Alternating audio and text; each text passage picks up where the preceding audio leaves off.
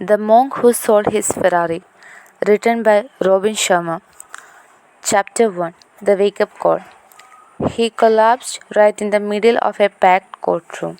He was one of this country's most distinguished trial lawyers. He was also a man who was as well known for his $3,000 Italian suits that draped his well-bred fame as for his remarkable string of legal victories. I simply stood there, paralyzed by the shock of what I had just witnessed. The great Julian Mansell had been reduced to a victim and now was screaming on the ground like a helpless infant, shaking and shivering and sweating like a maniac.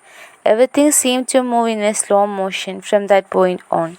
My God, Julian's in trouble, his paralegal screamed, emotionally offering us a blinding glimpse of the obvious. The judge looked panic stricken and quickly muttered something into the private phone she had installed in the event of an emergency. As for me, I could only stand there, dazed and confused. Please don't die, you old fool.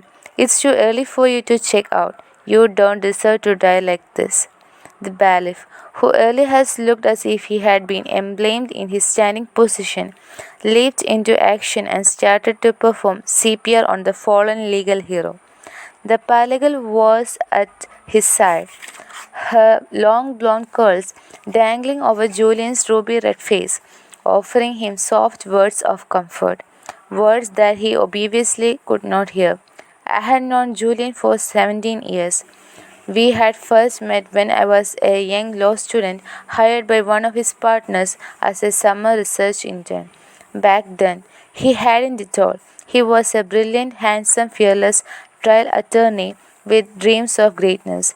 Julian was the film's youngest star, the rainmaker in waiting.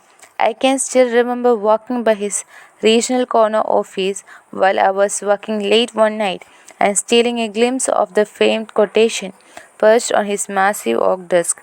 It was by Winston Churchill, and it spoke volumes about the man that Julian was. Sure I am that this day was we are masters of our fate, that the task which has been set before us is not above our strength, that its pangs and toils are not beyond my endurance. As long as we have faith in one of our cause and honorable will to win, victory will not be denied us. Julian also walked his talk. He was tough, hard driving, and willing to work 18 hours a day. For success, he believed he was his destiny. I heard, though the grappling, that his grandfather had been a prominent senator and his father a highly respected judge of the federal court. It was obvious that he came from the money and that there was enormous expectation waiting on his armor-clad shoulders. I'll admit one thing though, he ran his own race. He was determined to do things in his own way, and he loved to put on show. Julian's outrageous courtroom critics regularly made up the front pages of the newspaper. The rich and famous flocked on his side desk whenever they needed a superb legal tenactin with an aggressive edge. His extracurricular activities were probably as well known.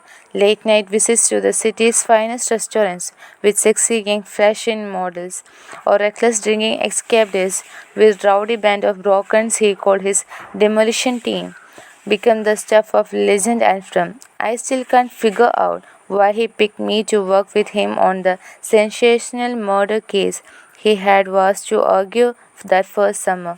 Though I had graduated from Harvard Law School, his alma mater, I certainly wasn't the brightest intern at the firm, and my family pedigree reflected no blue blood. My father spent his whole life as a security guard with a local bank after a stint in the Marines. My mother grew up unceremoniously in Bronx. Yet he did pick me over all the others who had been quietly lobbying from the privilege being his legal offer, and that became known as the mother of all murder trials. He had like me hunger, we won, of course, and the business executive who had been charged with brutally killing his wife was now a free man, or as free as his cluttered conscience would let him be. My own education that summer was a rich one. It was far more than a lesson on how to raise a reasonable doubt where no one existed. Any lawyer worth his salt could do that. This was a lesson in psychology of winning and a rare opportunity to watch a master in action. I soaked it up like a sponge. At Julian's invitation, I stayed on the film as an associate, and a lasting friendship quickly developed between us. I will admit that he wasn't the easiest lawyer to work with. Serving as his junior was often an exercise in frustration, leading to more than a few late night shouting matches. It was truly his way or the highway. This man could never be wrong. However, beneath his courtesy, exterior was a person who clearly cared about the people. No matter how busy he was, he would always ask about Jenny, the woman I still can my bride, even though we were married before I went to law school. On finding out from another summer intern that I was in financial squeeze, Julian arranged for me a receiver of generous scholarship. Sure, he could pay hardball with the best of them, and sure, he loved to have a wild time. But he never neglected his friends. The real problem was that Julian was obsessed with work. For the first few years, he justified his long hours by saying that he was doing it for the good of the firm and that he planned to make a month off and go to Cannes next winter for sure. As the time passed, however, Julian's reputation for brilliance spread and his workload continued to increase. The cases just kept going, getting better and bigger, and Julian never wanted to back down from a good challenge, continued to push himself harder and harder. In his race, moments of quiet, he confronted that he could not longer sleep for more than a couple of hours without waking up feeling guilty and he was not working on a fire. It soon became clear to me that he was being consumed by hunger for more prestige, more glory, and more money. As expected, Julian became enormously successful.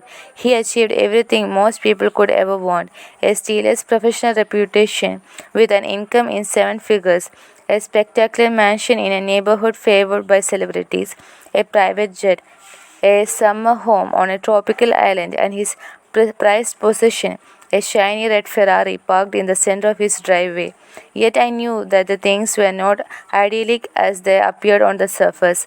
I observed the signs of impending doom not because I was not so much protective than the others at the frame, but simply because I spent the most time with this man. We were always together because we were always at work. Things never seemed to slow down. There was always another blockbuster case on the horizon that was bigger than the last. No amount of preparation was even enough for Julian. Would what would have happened if the judge brought up this question or that question? God forbid. What would happen if our researchers was less than perfect? What would happen if he was surprised in the middle of a packed courtroom looking like a deer caught in the glare of an enduring part of the headlight?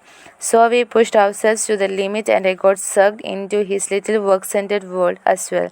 There were no two slaves of the lock tolling away on the 64th floor of some steel and glass monolith with some of the most sane people were the home with their families.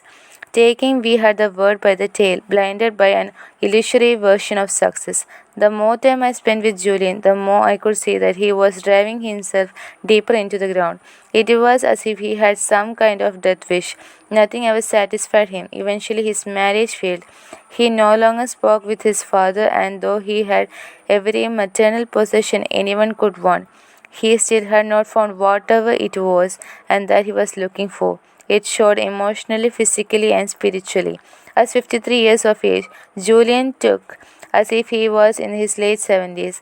His face was massive of wrinkles and a large, glorious tribute to his take no prisoners approach to life in general and tremendous stress of his outbalanced lifestyle in particular. The late night dinners in expensive French restaurants, smoking thick Cuban cigarettes, and drinking cocktails